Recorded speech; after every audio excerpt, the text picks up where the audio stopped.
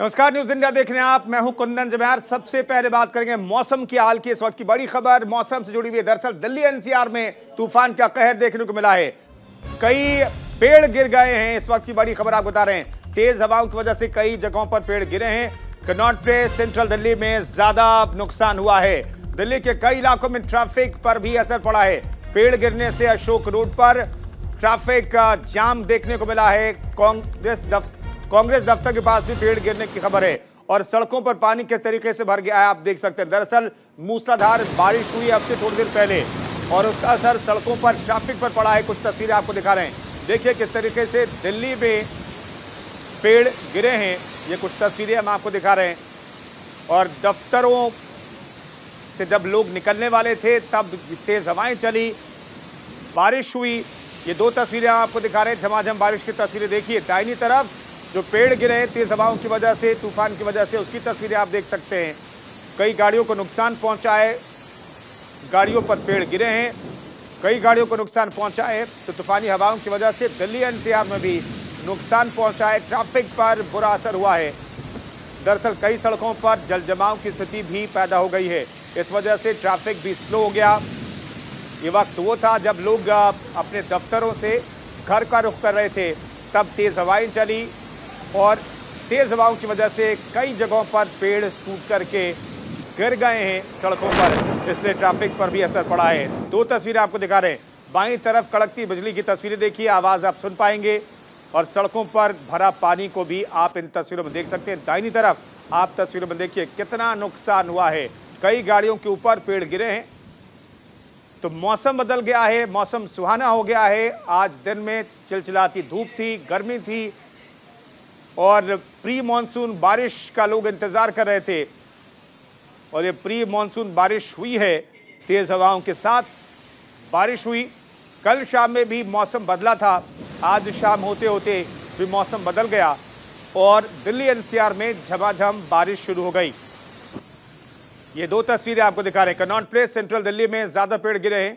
फिलहाल ये जानकारी नोएडा गाजियाबाद से भी खबर है कि यहाँ पर भी तेज हवाओं की वजह से सड़कों के किनारे जो पेड़ थे वो गिर गए, टूट कर गिरे हैं और इसलिए ट्रैफिक पर भी असर पड़ा है। ये दो तस्वीरें कनॉट प्लेस सेंट्रल दिल्ली में ज्यादा पेड़ गिरने की सूचना है। हालांकि अभी तक किसी के हताहत होने की जानकारी नहीं है, ये अच्छी बात है, लेकिन गाड़ियों को जरूर नुकसान पहुंचा है। और अब आज के दिन की एक और बड़ी खबर की बात करते हैं। ज्ञानवापी श्रृंगार गौरी मंदिर विवाद लगातार चर्चा में है। आज इस मामले में वाराणसी जिला कोर्ट और फास्ट ट्रैक कोर्ट में सुनवाई हुई, जिसके बाद अदालत ने अगली सुनवाई 4 जुलाई के लिए तय कर दी है। इससे पहले कोर्ट में मुस्लिम पक्ष ने हिंदू पक्ष के दावे पर आपत्तियां दर्ज कराई। अगली तारीख पर हिंदू पक्ष अपनी दलीलें रख सकता है। मुस्लिम पक्ष की आपत्ति, कोर्ट ने कहा है कि हम सीडीज जो है पार्टीज को प्रोवाइड करेंगे। पार्टीज को तो प्रोवाइड करनी है, अब किस शर्तों में प्रोवाइड करनी है उसके लिए कोर्ट ऑर्डर पास है। तो आज दलीलें रखी गई मुस्लिम पक्ष की तरफ से। दरअसल सबसे पहले 7-11 यानी कि पूरे मामले में ये जो पूरा मामला है वो सुनवाई के लायक है या नहीं है, इस पर दोनों पक्ष अपनी अपनी दलीलें रख रहे हैं। आज फिर से मुस्लिम पक्षकारों ने इस पर दलीलें रखी और अब 4 जुलाई मुकर्रर की गई है तारीख।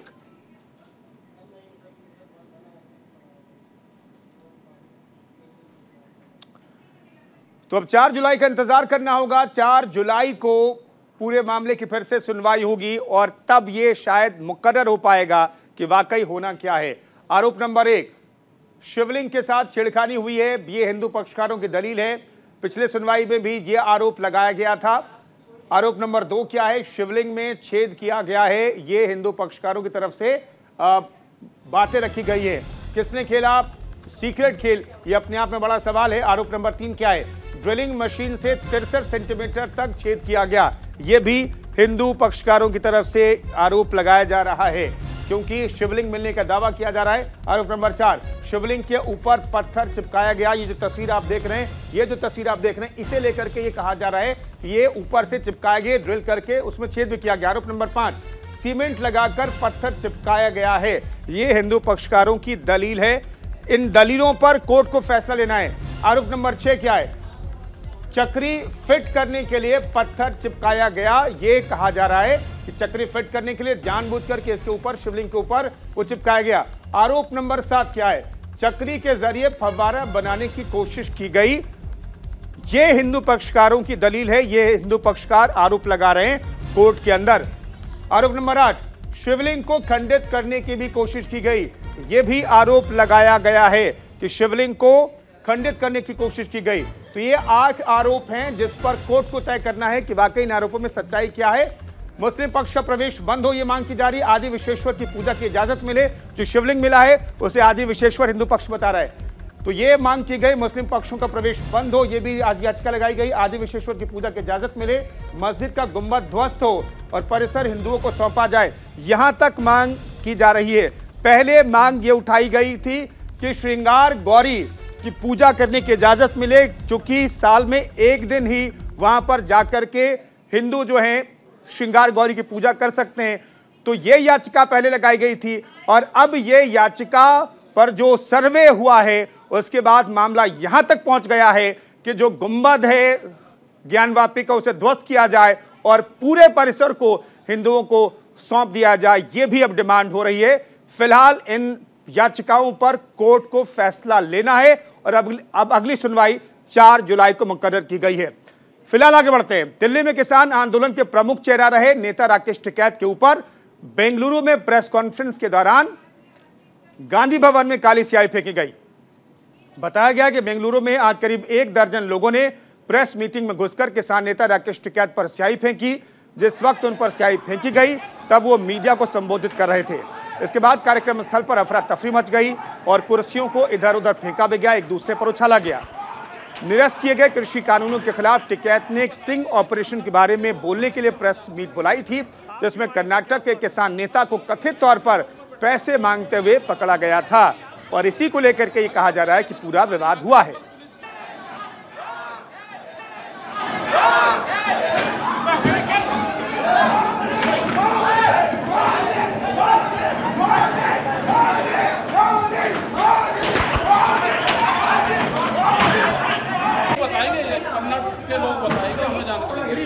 आप क्यों आए थे, क्या हुआ था?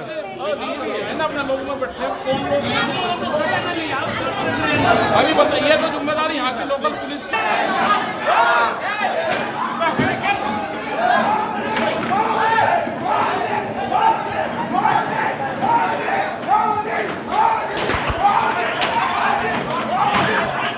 बताएंगे कर्नाटक के लोग बताएंगे, हमें जानकारी। आप क्यों आए थे, क्या हुआ था? अपने लोगों में बैठे कौन लोग अभी बताइए, तो जिम्मेदारी यहाँ के लोकल पुलिस की।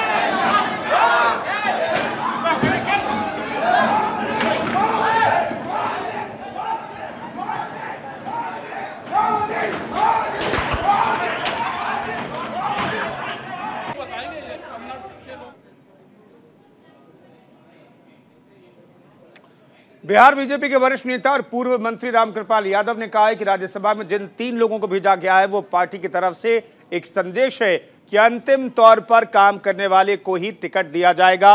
वहीं आरसीपी सिंह के टिकट कटने के सवाल पर उन्होंने कहा कि यह जेडीयू का अंदरूनी मामला है और इस पर वो बहुत कुछ नहीं कहेंगे। इन्हीं सब मुद्दों को लेकर बीजेपी के वरिष्ठ नेता रामकृपाल यादव से हमारे सहयोगी संजीव राय ने खास बातचीत की। पार्टी ने निर्णय लिया है, कार्यकर्ताओं को टिकट दिया है, स्वागत योग्य कदम है। लेकिन जिस तरह से आप भी जानते हैं कि बिहार में जातीय समीकरण एक लगातार हावी रहा है और कहीं ना कहीं हर पार्टी अपने तरीके से इस पूरे समीकरण को देख रहा है, तो इस पूरे मुद्दे पर आपको क्या लगता है कि बीजेपी ने कहीं ना कहीं जातीय समीकरण साधा? नहीं, जो एनडीए है, बीजेपी का उम्मीदवार और जनता दल का उम्मीदवार, तो उन्होंने अपने पार्टी कार्यकर्ताओं के अपने स्तर से निर्णय लिया है। उसमें मैं समझता हूँ कि सब लोग इसका समर्थन कर रहे हैं और करना भी चाहिए। पार्टी के कार्यकर्ताओं को मिला है। अभी जो जनता दल के उम्मीदवार हैं वो तो बहुत पुराने ज़माने से पार्टी के लॉयल रहे हैं। समता पार्टी जब इनका गठन हुआ उस समय लेके आज तक लगातार रहे हैं, एक बार विधायक भी रहे हैं। तो निर्णय लिया पार्टी नेतृत्व। अच्छा, आरजेडी से आप लंबा आपका नाता रहा है, जिस तरह से आरजेडी में मीसा भारती को दोबारा राज्यसभा भेजा गया, उसके बाद एक और उम्मीदवार जो है उनको भेजा गया, तो ऐसे में परिवारवाद की पार्टी पर भी आरोप लगता रहा है, तो आरजेडी को इसका क्या मैसेज मिलेगा? तो स्थिति यह है कि पार्टी का आरजेडी का अपना जो सोच है उसके अनुसार काम करती है, उस पर मेरा टिप्पणी उचित नहीं होगा। अच्छा, एक अंतिम सवाल, लोग समझ रहे होंगे बात। एक अंतिम सवाल, आरसीपी का टिकट कट गया, इसी पर लगातार संशय बरकरार था। अब जिस तरह से जेडीयू ने भी कार्यकर्ता को टिकट देने का काम किया, जैसा खुद पार्टी कह रही है, तो ऐसे में आरसीपी को लेकर भी कई सवाल अब खड़े हो रहे हैं बिहार की राजनीति। ये तो जनता दल यू का अपना अंदरूनी मामला है, उसमें बहुत कुछ कहना उचित नहीं होगा। पार्टी नेतृत्व जो फैसला लिया है उसका स्वागत है। ये तो हमारे साथ रामकृपाल यादव लंबे अरसे से मंत्री भी रहे हैं और बिहार की राजनीति को लंबे अरसे से समझ भी रहे हैं, देख भी रहे हैं, लेकिन यहाँ सवाल यही उठता है कि आखिर जो ये समीकरण साधा गया, इस समीकरण से आगे की रणनीति क्या कुछ तय होगी, और आगे आने वाले समय में बिहार की राजनीति में जिस तरह से आरसीपी की अगर बात की जाए तो उन पर पूर्ण विराम लग गया और नए कार्यकर्ता को तवज्जो मिली है, ऐसे में कई सवाल खड़े होते हैं। सहयोगी ऋतिक के साथ संजीव राय, न्यूज़ इंडिया, पटना। और बिहार के स्वास्थ्य मंत्री मंगल पांडे ने कहा है कि जो भी लोग निर्वाचित होकर राज्यसभा जा रहे हैं, ये लगातार पार्टी की कोशिश रही है कि कार्यकर्ताओं को तवज्जो दी जाए और युवाओं को मौका दिया जाए, और यही वजह है कि इस बार राज्यसभा के सदस्य के लिए युवाओं को मौका दिया गया है। बीजेपी लगातार प्रयास करती है कि संगठन में बेहतर काम करने वालों को आगे बढ़ाया जाए। और क्या कुछ कहा बिहार के स्वास्थ्य मंत्री ने, हमारे सहयोगी संजीव राय से सुनिए। एनडीए के 3 प्रत्याशी निर्वाचित होके जाने वाले, जो हमारी सदस्य संख्या है उसके आधार पे, और तीनों ने माननीय मुख्यमंत्री जी और दोनों दलों के प्रमुख नेताओं के उपस्थिति में आज नामांकन की प्रक्रिया की है। तो ये एक तो सवाल ये उठता है कि जिस तरह से लगातार ये कहा था कार्यकर्ताओं को, एक बड़े नीचे स्तर से बीजेपी ने कार्यकर्ता को टिकट दिया है, कहीं न कहीं ये भी बात आ रही है जातीय समीकरण साधने की कोशिश की है, क्या है इसमें? मूल रूप से कार्यकर्ता जो संगठन के कार्य को करता है, संगठन के कार्य को आगे बढ़ाता है, वैसे लोगों को राज्यसभा विधान परिषद के अंदर जिम्मेवारी दी जाती है, जगह दिया जाता है। और मैं समझता हूं कि केंद्रीय नेतृत्व ने बहुत विचार विमर्श करके पार्टी के प्रमुख जिम्मेवार कार्यकर्ताओं को जिम्मेवारी दी है, और इससे कार्यकर्ताओं में उत्साह है। पटना से न्यूज़ इंडिया के लिए संजीव राय। श्रम और कौशल मंत्री जीवेश मिश्रा ने न्यूज इंडिया से बातचीत करते हुए कहा कि बीजेपी बूथ स्तर के कार्यकर्ताओं को सौगात देना जानती है और बीजेपी लगातार कोशिश करती है कि काम करने वालों को मौका मिले, और यही कारण था कि सबके चौंकाने वाले नाम सामने आए हैं। दूसरी पार्टी में कौन क्या करता है यह उसका अंदरूनी मामला है, लेकिन बीजेपी लगातार विकास के काम करती रहेगी। भारतीय जनता पार्टी कार्यकर्ताओं की पार्टी है और हमेशा इस प्रकार के निर्णय कार्यकर्ताओं के हित में लेती रहती है, और ये कोई चौंकाने वाली बात नहीं है। कार्यकर्ताओं को मान सम्मान देना भाजपा का दस्तूर रहा है और इसी के तहत उनको अवसर मिला, ये कोई बड़ी बात नहीं है। लेकिन एक सवाल तो उठता है कि जिस तरह से जो यहाँ जातीय समीकरण होता है बिहार में, ये भी बातें आ रही है कि बीजेपी ने कहीं ना कहीं एक जातीय समीकरण साधने की कोशिश की है और दूसरा एक मैसेज दिया है कार्यकर्ताओं को, एक मैसेज भी देखिए, अब जातीय समीकरण कितना सधेगा नहीं, ये आप लोगों का विषय हो सकता है। हम तो बस इतना जानते हैं कि भारतीय जनता पार्टी कार्यकर्ताओं की पार्टी रही है और हमेशा इस प्रकार के अवसर पर कार्यकर्ताओं को मौका देती रही है।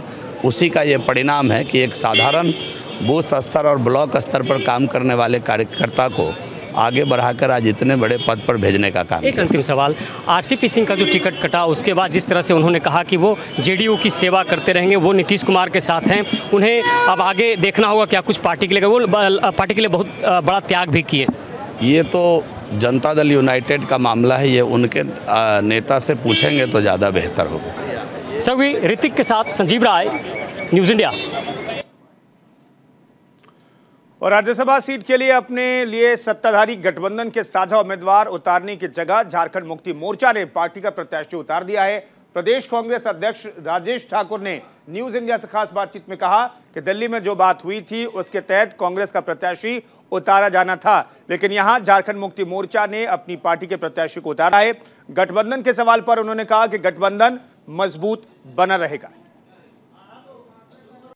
नहीं, देखिए, दोनों बातों में विरोधाभास नजर आता है। जितनी जानकारी मुझे है कि कांग्रेस को ये सीट देने का फैसला हुआ था। अब सबके अपने अपने संगठन हैं, अपने अपने संगठन की मजबूरी है, अपने संगठन की सोच होती है, और निश्चित रूप से जब भी कोई फैसला लिया जाता है तो काफी सोच समझ के लिया जाता है। झामुमो ने जो फैसला लिया है सोच समझ करके लिया होगा। अब हम जो सारी बातों के कवायद करेंगे तो निश्चित रूप से हम अपने नेताओं के साथ चर्चा करने के बाद ही सारी बातों को कह पाएंगे। आप लोगों से चर्चा हुई वहां से आने के बाद कि कैंडिडेट क्या? नहीं, जब घोषणा हो गई है तो घोषणा हो गई, उसमें चर्चा की क्या बात है। आगे क्या गठबंधन जिस तरह से है वो मजबूत रहेगा? आगे क्या कुछ आप लोगों की रणनीति रहेगी? बिल्कुल मजबूत है। गठबंधन में कहीं कोई दिक्कत की बात नहीं है। समय समय पर इस तरह की बातें आती रहती हैं और हम समझते हैं कि जो ये फैसला है वो झामुमो का है। झामुमो ने कुछ सोच समझ करके ही फैसला लिया हो। लोग आगे क्या? अब देखिए, अब जब चर्चा करेंगे अपने नेताओं के साथ, विधायकों के साथ, उस पर फिर बिल्कुल प्रभारी कल आएंगे तो प्रभारी जी को सारी बातों से अवगत करा दिया गया है। सहयोगी जितेंद्र के साथ कमल कुमार, न्यूज इंडिया, रांची। और पंजाब के सिंगर और कांग्रेस नेता सिद्धू मूसेवाला की हत्या के मामले में उत्तराखंड और पंजाब एसटीएफ ने हेमकुंड से लौट रहे 5 संदिग्धों को आज सुबह चेकिंग के दौरान पकड़ा है। ये सभी पंजाब नंबर की सफेद अर्टिगा गाड़ी से वापस लौट रहे थे। तभी पंजाब पुलिस भी नया गांव पवेलियन पुलिस चौकी के पास पहुंची थी। बताया जा रहा है कि इन 5 लोगों से कई घंटे पूछताछ हुई है। इन सभी में शामिल एक सिख युवक पर इस मर्डर मिस्ट्री की साजिश का शक है, क्योंकि इसने उस गाड़ी का कुछ दिन पहले इस्तेमाल किया था जिसमें बैठकर हमलावरों ने वारदात को अंजाम दिया था। पुलिस को शक है कि इसने आरोपियों को लॉजिस्टिक सपोर्ट दिया है और उसके बाद ये अपने साथियों के साथ हेमकुंड आ गया। हिरासत में लिए गए इस शख्स की क्रिमिनल हिस्ट्री रही है और ये बहुत शातिर भी बताया जा रहा है। उल्लेखनीय है कि उत्तराखंड और पंजाब एसटीएफ मूसेवाला हत्याकांड के आरोपियों को पकड़ने के लिए ज्वाइंट ऑपरेशन चला रही है।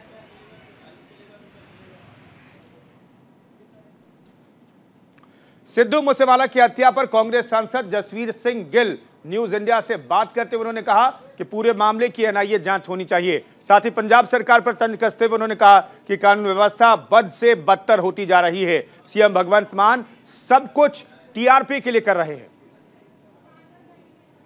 पंजाब में सिद्धू मूसेवाला की हत्या के बाद स्थिति तनावपूर्वक बनी हुई है। हमारे साथ पंजाब कांग्रेस के सांसद जसबीर गिल साहब मौजूद हैं, उनसे बातचीत करते हैं। गिल साहब, जिस तरह से निर्मम हत्या ये कहा जाए की गई, क्या आप लोगों को समझ में आ रहा है कौन लोग इसके पीछे हैं और इस तरह की स्थिति क्यों उत्पन्न हो रही है एकाएक पंजाब में? पहले तो देखिए, सिद्धू मूसेवाला जी वो एक मशहूर सिंगर गायक के अलावा एक बड़े राजनेता भी थे। आज आप सिद्धू मूसेवाला, ये सरकार जो है पंजाब सरकार, वो टीआरपी पे चल रही है। सब कुछ जो है वो टीआरपी के लिए किया जाता है। आप उसकी सिक्योरिटी